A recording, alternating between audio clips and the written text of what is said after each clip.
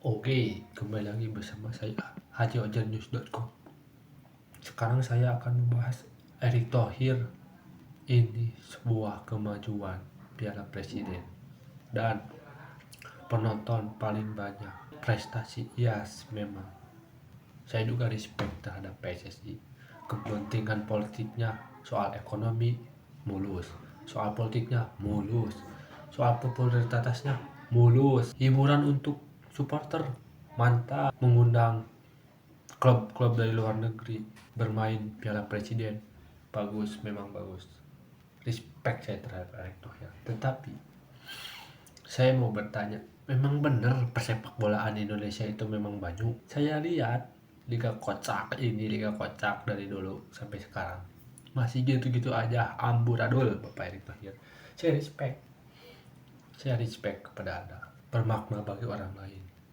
Anda juga mendapatkan kenikmatan dari popularitas ekonomi, politik, mantap Anda. Respect saya kepada Anda. Dan kepada orang lain juga, supporterlah, menikmati hiburan sepak bolanya dengan klub-klub dari luar, mantap. Saya respect. Tetapi pemain muda lokal, apakah berkembang? Apakah Liga Indonesia berkembang? Maju? Masih gitu-gitu aja Bapak Erick Thohir. Jadi kemajuannya apa Bapak Erick Thohir? Apa Bapak Erick Thohir? Gini-gini aja dari dulu Bapak Erick Thohir.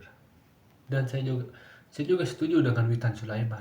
Terus kata Bapak Erick Thohir, entar capek, entar inilah, entar itulah, entar capek lah intinya mah. Tetapi kan Bapak Erick Thohir, Piala Presiden itu untuk mengkolaborasi pemain-pemain yang baru join dari klub-klub Indonesia itu Bapak Erick Thohir. Biar chemistry-nya menyatu Bapak Erick Thohir. Gak apa-apa capek juga. Kan biar chemistry, biar sewaktu-waktu kalau Super Liga udah dimulai lagi, jadi chemistry udah nyatu, jadi siap untuk berlaga di Super Liga Indonesia gitu Bapak Erick Thohir. Plus ada keuntungannya juga, jangankan untuk klub, untuk wasit juga Bapak Erick Thohir.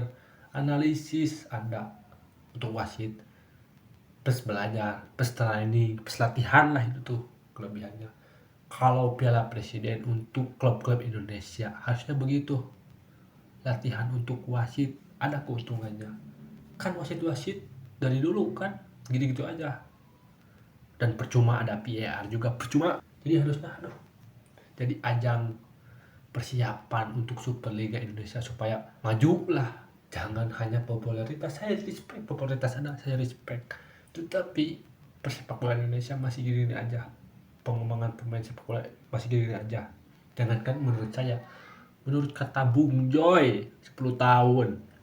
Ditambah lagi timnas pemain diaspora, ditambah lagi aturan liga boleh 11 pemain asalkan DSP 8 pemain, dan adalah peraturan sedikit 45 menit khusus boleh dipainkan, 45 menit untuk pemain muda 23 tahun yang kelahiran 2023.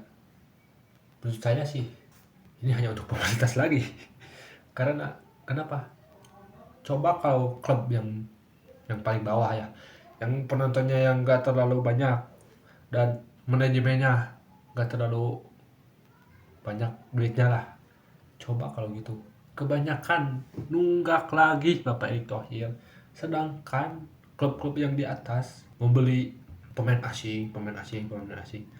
Kan juga yang di bawah juga yang mengandalkan pemain lokal tidak terlalu bisa menggaji mereka. Kebanyakan kan dari kemarin juga banyak yang nunggak gaji Bapak Erick Thohir. Jangankan klub yang di bawah, klub yang besar juga, yang besar ini Bapak Erick Thohir, ada yang nunggak. Solusinya masa begitu solusinya Bapak Erick Thohir?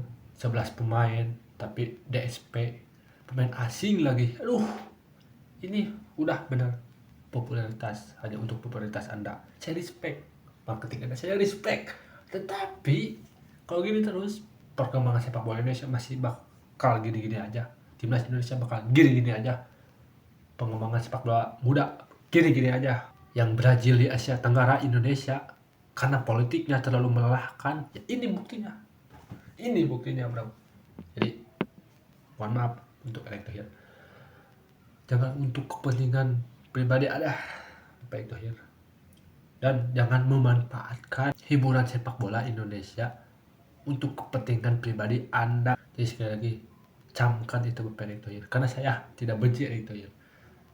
Saya ingin menemukan, ingin menemukan lah, menyarankan lah, bukan menyarankan, kasih tahu sedikit. Walaupun saya juga mengakui, saya juga gak benar, saya juga, tapi kan sepenting kewajiban seorang manusia. Walaupun saya sebagai manusia juga tidak menyarankan kepada orang lain, tidak kasih saran kepada orang lain, bodoh amat saya juga. Ya, tapi saya yang paling fokus utama dari kepemerintahan, karena dari orang lain juga pasti puncaknya ke pemerintahan di Republik Indonesia ini. Jadi terima kasih, camkan itu. Terima kasih.